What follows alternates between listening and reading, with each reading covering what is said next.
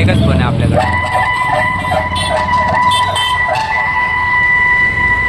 धन्य धन्य तुझा भवानी,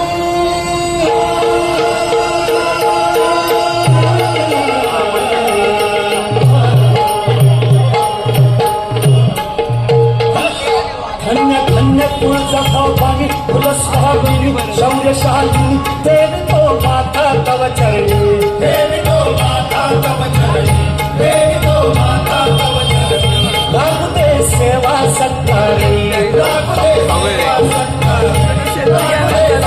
सत्कारी, रंग दे काका शिव रंजनी,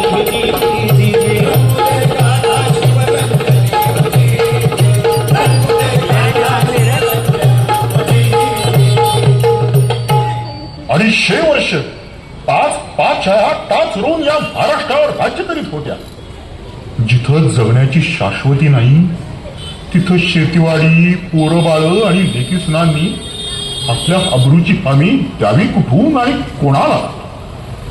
हे राज्य व्हावे ही तो श्रींची इच्छा असं म्हणत रायरेश्वरावर बेलखंडा उधळला आणि महाराष्ट्र भूमीच्या कणाकणातून मंत्र हुंकारला गेला. हर हर महादेव.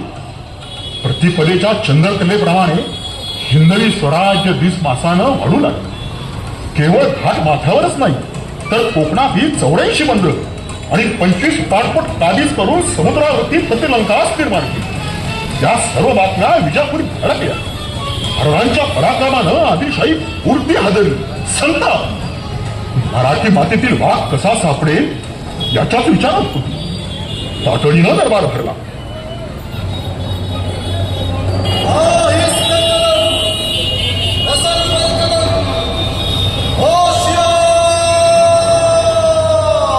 बस बंद करो ये सब. बहुत शर्म की बात है ये. एक से बढ़कर एक सरदार दरबार में होने के बावजूद शिवाजी आदिल शाही सल्तनत को धूल चटा रहा है. उसने हमारे बंदरगाह लूट लिए हैं, हमारे किले कब्जे में लिए हैं. कहां गई आपकी वफादारी? कहां गया वो सरदार? कहां गई उनकी बहादुरी जिन्होंने मुगलों को भी परेशान कर रखा था? कोई सरदार है इस दरबार में जो शिवाजी की धज्जियां उड़ा सकेगा? है कोई? है? अफसोस, अफसोस की बात है ये. अगर कोई नहीं है तो लो मेरी तरफ से तोहफा, मेरी चूड़ियां पहन लो. दूर जिले इलाही, ये बंदा अफजल खान मोहम्मद शाही शिवाजी भोसला को आपके सामने पेश करेगा, जिंदा या मुर्दा. कौन? अफजल खान? जीते रहो बहादुर, उम्र दराज हो. यकीनन यकीनन आप शान आदिल शाही हो. दिखा दो दुनिया को आदिल शाह के खिलाफ आवाज उठाने वाले का क्या नतीजा होता है. हुजूर के जर्रा नवाजी का शुक्रिया. तुम्हारी तारीफ कामयाब रहे. जीते रहो बहादुर, उम्र दराज हो. खुदा हाफिज.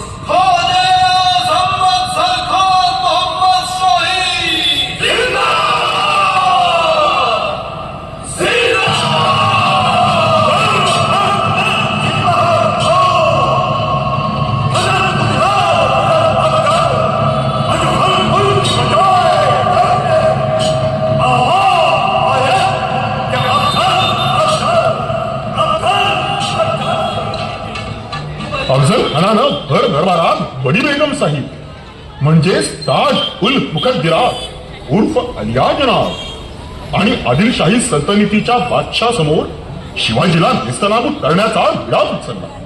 कारण अफजल खान म्हणजे साधा असामी नाही, कुशाग्र बुद्धिमत्तेचा धुरंधर सेनापती, पराक्रमी रणगाजी, हत्तीचं बळ अंगी असणारा. आणि तोच अफजल खान आता महाराजांवर आणि स्वराज्यावर चाल करून निघाला होता. सर्व शक्तीनिशी निघाला. आणि इकडे महाराज मुजरा राज. बोला बहिरजी, काय खबरवार? महाराज आदिलशहाचं सरदार अफजुल खान विजापुरातून साम्राज्यावर चाल कराया निघालया. संगती 15-20 हजाराचं पायदळ घोडदळ आणि हत्ती बी हाय. राज तुम्ही काय बी काळजी करू नका सा. स्वराज्यापायी माझी 5 पोरं घरदार आणि वतन तुमच्या पायी ठेवलंय. सारं 12 मावळ तुमच्या पाठीशी उभा आहे. नाईक वक्त बाका आहे. खानाचं सैन्य अफाट, आपलं सैन्य ते किती आणि शस्त्र ती किती. खानाबरोबर समोरासमोर लढाईत आपला निभाव लागणार नाही. काहीतरी युक्ती करूनच त्याला जेरी सांडला पाहिजे. नाईक, जी राज. नाईक, आमचे मनी आहे त्यास भेटीला प्रतापगडी बोलवावा. महाराज हे फार नामी बोललात बघा. प्रतापगडावरच भेट ठरवा म्हणजे त्या खानाला आणि त्याच्या सैन्याला जावळीच्या जंगलात कोंडून चांगलं झोडपता येईल. आपल्या 12 मावळातील मंडळींना एकत्र करा. हिरडस मावळातील बांदल देशमुख आणि प्रभू देशपांडेंना निरोप झाला. पण ध्यानी ठेवा, या कानाची खबर त्या कानी कळता कामा नये. जी राज. बहिरजी, खानाची अधिक काय खबर? राज खान दिसायला धिप्पाड, 12 हत्तीचं बळ अंगी हाय. पोलदी पहार हातानं वाकवतो आणि आपल्याच गुरमीत राहणारा आहे. आणि महाराज खानाच्या फौजेबरोबर कापड चोपड, जडजवाईर, दागदागिने ऐकणार व्यापारी बी हाय. अरे वा, जड जवाहीर. पंत काका, ध्यानी असू द्या. होय राजे, समजलं. बहिरजी, नामी खबर दिली. आपले सारे हेर कामी लावा. खानाची प्रत्येक खबरबात आम्हाला कळली पाहिजे. वय महाराज. उद्याच प्रतापगडाकडे निघूया. जय भवानी. महाराज प्रतापगडी पोहोचले. राजकारणातले फासे पडू लागले. ही लढाई शक्तीबरोबरच युक्तीचीही होती. राजांनी पहिली सोंगीची चाल टाकली. आपले वकील गोपीनाथ पंत वकील यांना अफजल खानाकडे धाडले. आओ पंत आओ. क्यों आए हो? क्या कह रहा है तुम्हारा शिवाजी? खान साहेब, अहो आपण तर जाणताच महाराज अत्यंत दुःखी आहे. त्यांना आपल्या अपराधाची जाणीव झाली आहे. खान साहेब, अहो आदिलशाहीचे घेतलेले किल्ले आणि मुलूक आपणास परत करण्यासाठी ते आतुर झाले आहे. अच्छा, बहुत खूब. बहुत खूब. खान साहेब, एवढंच नाही तर महाराज स्वतः आदिलशाहीची चाकरी करण्यासही तयार आहे. पण राजांची इच्छा आहे. अब क्या? कुछ नहीं सुनेंगे उसका, कुछ भी नहीं. सबूर सबूर खान साहेब, सबूर. अहो ऐकून तर घ्या, आपल्याच फायद्याचं आहे. ठीक है, बोलो. आपण स्वतः जातीनं त्यांच्या भेटीला यावं आणि वडिलकीच्या नात्यानं त्यांना प्रेमानं विजापुरी घेऊन जावं. फार फार बरं वाटेल हो त्यांना. खान साहेब, येताना सशस्त्र आला तरी चालेल, वकील बरोबर असावा. हा, पण खान साहेब, बरोबर 10 अंगरक्षक चालतील. अधिक सैन्य नको. अहो नाहीतर राजे घाबरतील बरं. अहो भेटीसच यायचे नाही. ठीक है, ठीक है. सिवा आदिल शाह की खिदमत में बीजापुर चलना चाहते हैं तो हमें ये शर्त मंजूर है. और कुछ कहना चाहते हो? खान साहेब, जरा तुमचे व्यापारी गडावर पाठवले तर बरं होईल. क्यों? उन व्यापारियों का क्या काम है? तसं नव्हे, म्हणजे महाराजांना काही जड जवाहीर खरेदी करायची होते. अहो आपल्यासाठी एक शानदार शामियाना उभा करण्याचा मनसुबा आहे त्यांचा. मंजूर, ये भी मंजूर। लेके जाओ, सबको लेके जाओ। बहुत बहुत धन्यवाद खान साहेब, बहुत बहुत धन्यवाद. अखेर खानाच्या भेटीचा दिवस ठरला. मार्गशीर्ष शुद्ध सप्तमी, शके 1581.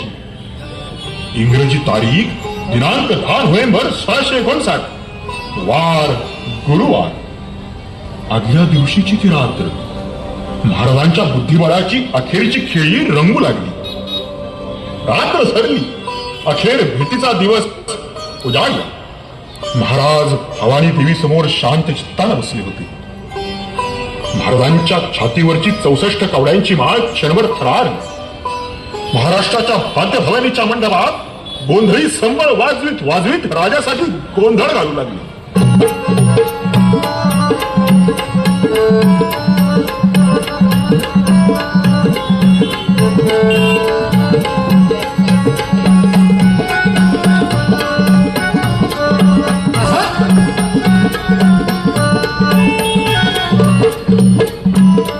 आई तुझ्या घोडीचं नाव धाव, धाव, धाव.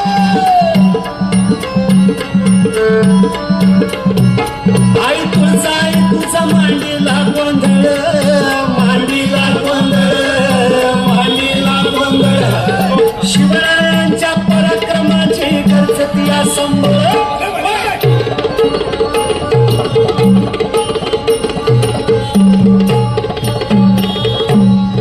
शिवरायांच्या पराक्रमाची गरजती असंबळ, गरजती असंबळ, गरजती असंबळ.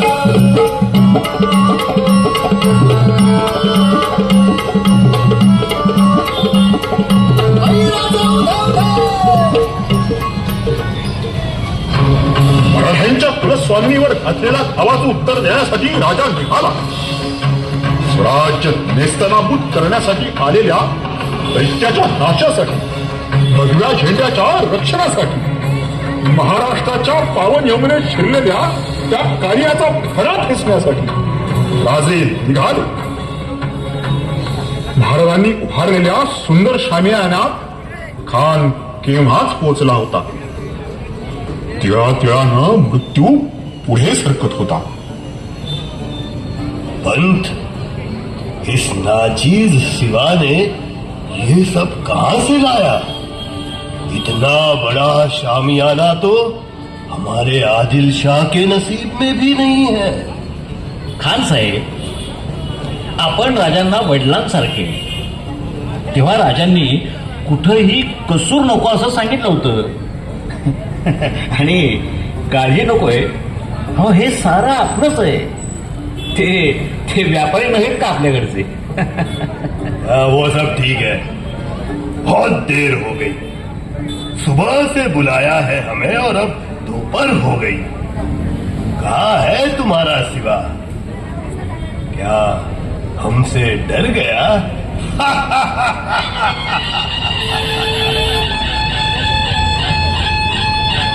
हे काय, हो गडावरून निघाल्याची इशाराच झाली. येतीलच इतक्यात. अहो हे काय, येताना दिसताय.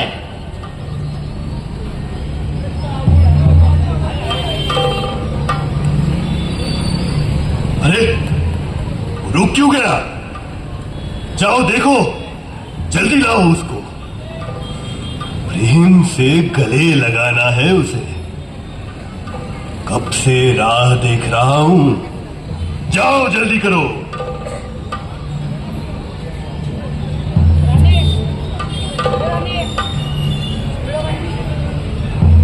क्या हुआ पंत, अकेले ही आ गए? सिवा क्यों वहां रुक गया? खान साहेब, राजे सय्यद मंडाची भीती बाळगताय. तेवढं सय्यद मंडाला दूर पाठवा. अहो नाहीतर परत गडावर जातो म्हणतायत ते. सिवा घाबरतो. सुना सय्यद, सिवा घाबरतो. घाबरेल नाही तर काय. मेरा गुस्सा देखकर शैतान भी कांपता है. फिर ये सिवा किस झाड़ की पत्ती? जाओ सैयद, और दूर जाओ, बुलाओ उसे। अच्छा, तो तू है शिवा, है? अफजल अफजल म्हणतात, तो तूच का? हाँ, मैं ही हूँ खाने आजम अफजल खान मोहम्मद शाही। आइए राजे, आइए, डरो मत, डरो मत, आइए, हमें गले लगाइए। खान साहेब, आम्ही भ्यावे ते प्रभू रामचंद्रास भ्यावे, आपणास आम्ही काय म्हणून भ्यावे? आपण कोण ते आम्ही पुरते ओळखतो. अच्छा, बहुत होशियार हो तुम। आओ आओ, अपनी सारी शेखी छोड़कर इस खाने आजम अफजल खान मोहम्मद शाही को गले लगाओ।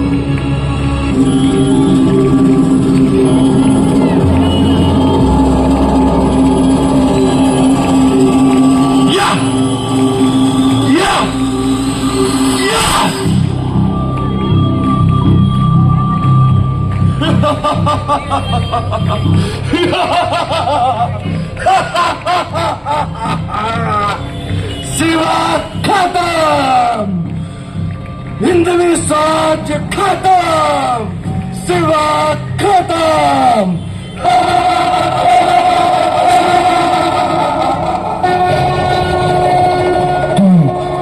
जिंदा है? अरे तुझ्यासारख्या फालतू माणसाच्या आतनं मारण्यासाठी हा शिवाजी राजा जन्माला आलेला नाहीये.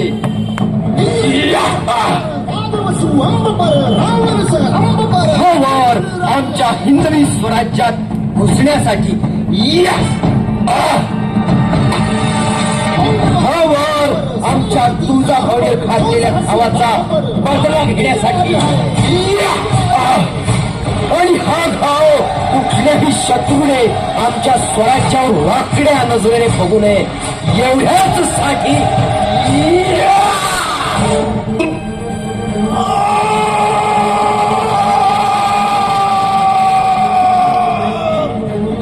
शिवा, दगा किया तूने, दगा दगा हमने नहीं किया, दगा आपने किया है. आपने हमारे देवी देवताओं पर घाव डाले हैं, आपने हमारे स्वराज की नासधूस की और हमें बोलते हैं दगा. अरे सैयद, सैयद, ऐसा युगे युगे स्मरणीय सर्वदा माता पिता सखा शिवभूपतो.